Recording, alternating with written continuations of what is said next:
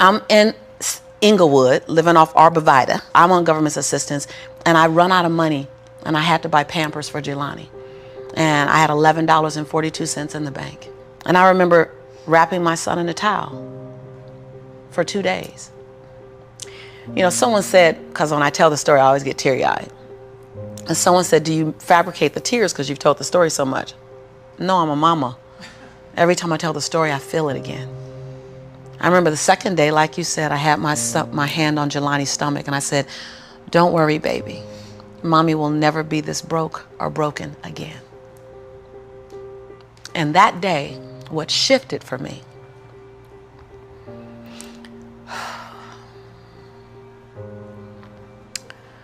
was I was willing, and I don't know if this is going to sound crazy, I was willing to completely die to any form of me that I had been so that I can birth the woman that I was becoming.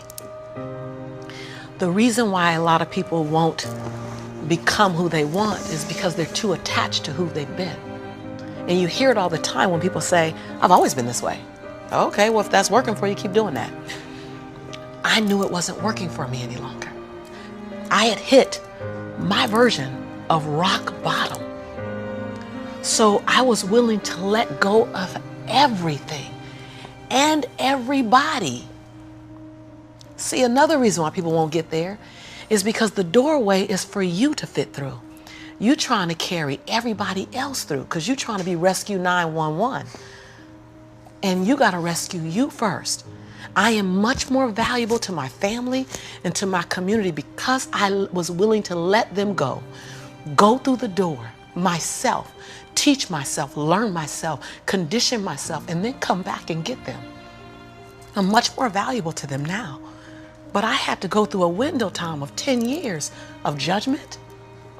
You leaving us, hanging out with white people all the time. You going to these crazy countries. We don't know what you... I had to be willing to allow my conviction to make me inconvenienced. See, we want to grow, but we want to stay liked by everybody. I was willing to be my own rescue at the risk of your approval. But most of us aren't like that. Facebook is an example. We want to be liked. Well, I woke up and I like myself today, so your like is extra. My job is to like me first. I was willing to say every day, Lisa, you like you? Lisa, are you proud of you?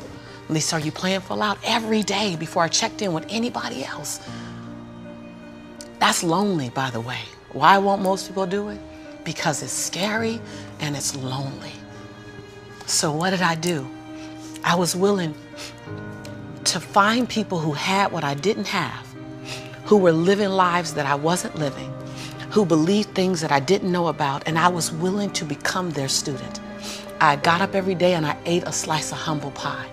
See, when you get to this level, even me 10 years ago, you can get caught up by reading your own fine print.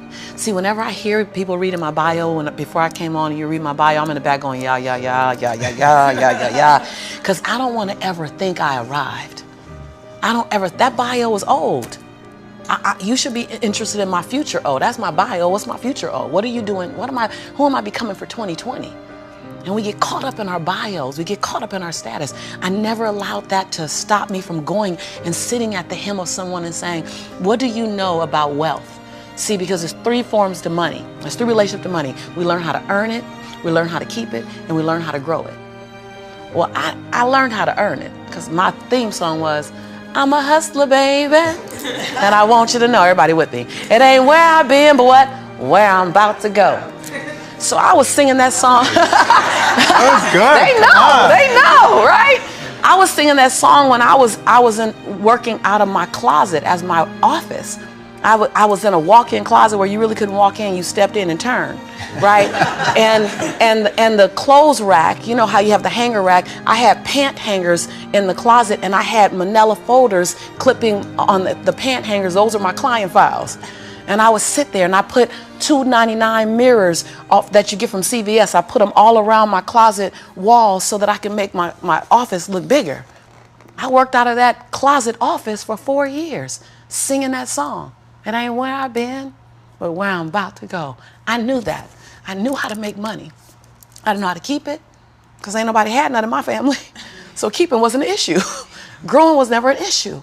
So I went to people who knew how to make it, keep it, grow it. I went to people who was about serving others to the highest level. See, I make a lot of money because I serve more people. See, all your success is on the other side of service. People trying to make money, if it begins and ends with money, it's going to be a short-lived victory. But if it's about transforming lives, then the wind keeps going and going and growing and growing. So I went to people that knew what I didn't know. And I killed my ego every day, murdered my she-go every day. Because I got a big she-go. I mean, come on, right? Every day, Tom. And I got hungry and I learned. I went to the same training 42 times. Yes, I said 42. Some folk will stop because oh, I've been there already. I learned that already. Yeah. No, I wasn't there. I wanted to be able to finish their sentences. I want to know what you know.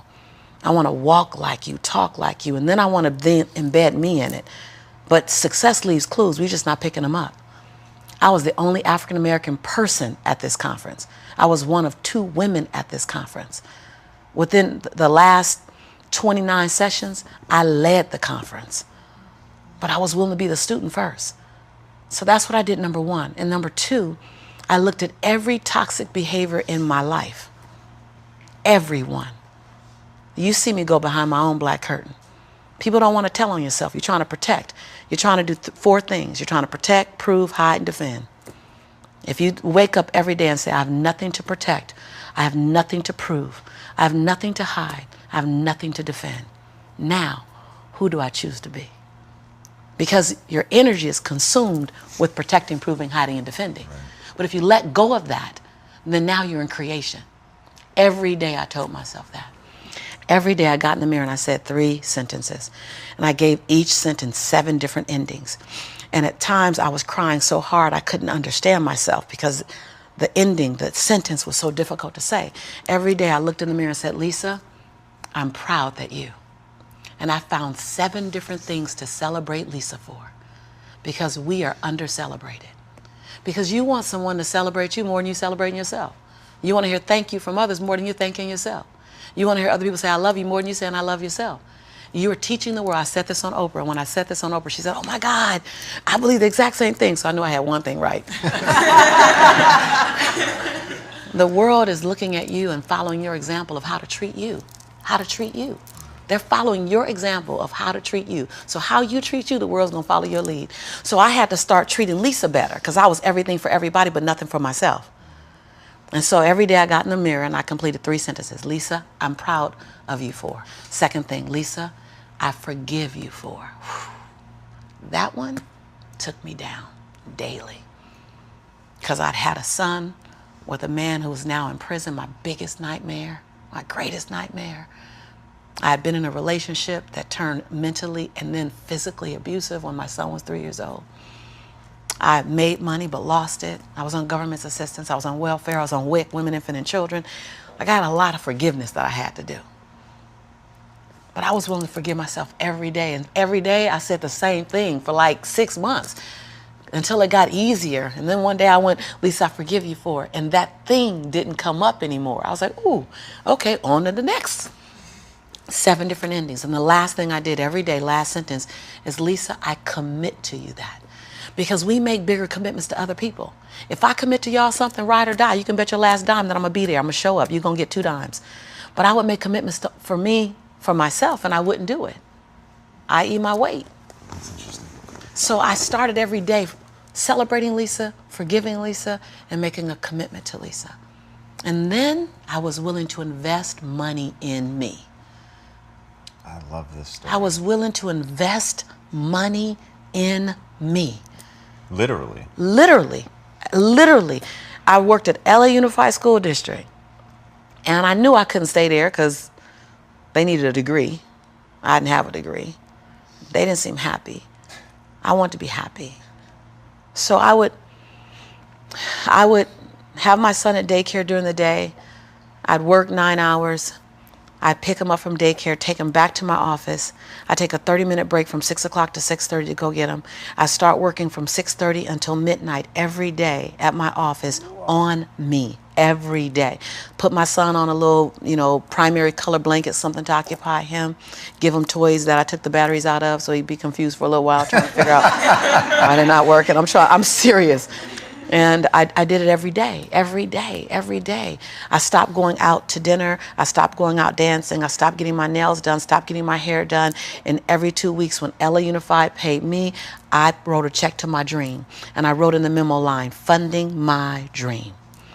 And I would mail the check to the bank, Wells Fargo. And I mailed a check to myself every 2 weeks for 3.5 years.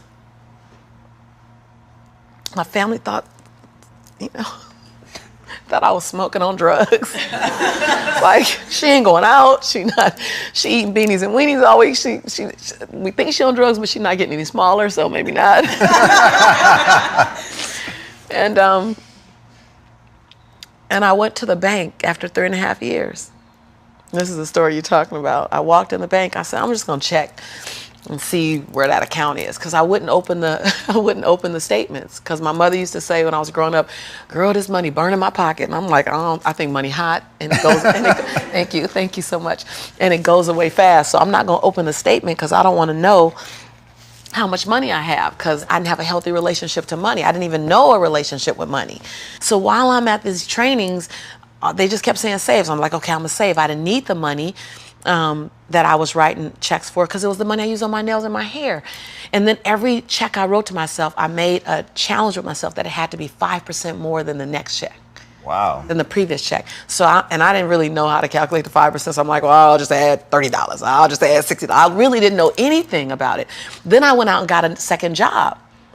And I started working in the evenings, less on my business and more out on jobs, so I can write a bigger check. So I learned how to live on $31,000. That's all I was living on, $31,000. We can make it. We got it. I sold my Altima I had at the time. I bought an old Ford Explorer. I just skinnied down. I moved out of my 3-bedroom house. I moved in with a roommate. She smoked even, and I was like, okay, I'm gonna put towels under the base of the door. Y'all, you gotta be inconvenienced. I put towels on the base of the door so the smoke wouldn't come in the room with me and my son. We slept side by side in the same bed. Went from a 3-bedroom, 3-bathroom house, 2-story, to a roommate, because I was willing to write a check to fund my dream. And I kept writing, funding my dream, funding my dream, funding my dream. And I walked in the Wells Fargo 3.5 years later, and I gave her my name. I said, hi, my name is Lisa Nichols. And she's like, you the funding my dream lady. I was like, yeah. So all these tellers came running around. The manager came around, because I guess everybody had processed a check or two. Right. And they were like, we all been wondering, like everybody wants to know, what's the dream you funded? And I was like, I don't know, but it's gonna cost some money. Think I got a little money now to fund the dream. And so I said, I just came to get my balance and to see where it is, because I haven't opened any of the statements. They were like, what? I said, no, I haven't opened any of the statements because money burns my mama's pocket, so it might burn my pocket, so I don't want to spend it. So she wrote the balance down. You know how they write the balance down, and she turned it and passed it to me, and I looked at it, and I said, no, ma'am, my name is Lisa Shante Nichols. This is my social security number. I don't even want that money because y'all gonna want it back, and I don't want to get in trouble, so can you just give me my account? Because I didn't know anyone in my family that had $5,000 in their account, $10,000 in the account. So when you write down that I have $62,500 in my account, that's not mine. And so they all teared up, like everybody started crying. They're like, no, it's yours. I looked down at my son, Jelani, who was 5 years old now, and I said, Jelani, I think life is gonna change for you and mommy. Oh. My son said, Mommy, can we finally go to McDonald's now? So, because I've been making them homemade Big Macs for a while. I was like, Mama can make you a better Big Mac than, Ronald McDonald. So, because I was willing to inconvenience my entire life. My entire life. I was willing to disrupt my entire life to buy my future, to buy my possibility, to give my dream a chance. See, we're not supposed to tuck our dreams in on the pillow when we get up in the morning. We're not supposed to leave them at home and go and fulfill somebody else's dream. We're not supposed to do that. That's not what we're wired to do. That's not who we are. Your human spirit doesn't care about the economy. The human spirit doesn't care that my son's father went to prison. The human spirit doesn't care what's happened to your family. The human spirit doesn't care about the past. You may have been molested, or your family may have been broke, or you may have been betrayed, or you may have a divorce. Your human spirit doesn't care about any of that. Your human spirit simply says, what's our command for tomorrow? What do you want to create? It's not keeping score. Your brain is keeping score, because your brain is designed to keep you safe. Your soul, your intuition, your human spirit is designed to make you soar. And when you get to the edge of that stage, I want to get up right now. Can I get up right now? Do whatever you want. Okay. Think I'm going to tell Lisa Nichols no? Come on now. When you get to the edge, your brain will always tell you to step back. It's always going to tell you to step back, because you can fall. Always. It's going to tell you to step back. Because before you fell, the last time you did this, you saw someone else fail. You could hurt. You could be off work. It's going to tell you. It's designed to keep you safe. So you have to be willing to play between your brain and your soul. And on some days, you got to just listen to your soul. And you got to say, I'm going to leap. I'm going to get to the edge. Most people are at the edge, and you're standing at the edge and you're watching everyone else fly. That's Pimp My Ride, Watch My Crib, all this stuff. You know, watching people's lives on Facebook. You're at the edge, watching someone else live, wondering what it's going to be like when you jump without ever jumping. And I'm just here to tell you, jump. Because only three things can happen. You're either going to jump and fly, or you're going to jump and fall on something soft, or you're going to fall down hard. Either way, you're going to get back up. You already know you got what it takes to get back up. Your greatest fear is not that you will fall. Your greatest fear is that you will live a full life and never fly, that you never leaped. You're not afraid of dying. You're afraid of dying before the world sees who you really are, before they really get your fingerprint, before they really feel your breath, before they really get your contribution, before they really feel you. That's what you don't want to happen. You don't want to leave this place without us knowing you were here. All I'm doing is giving my dream a chance. And I'm not extraordinary. You don't get off the hook. You don't get to be let off the hook. I'm an ordinary woman who chooses every day to make one more extraordinary decision. You're a grinder. Yeah, right? Like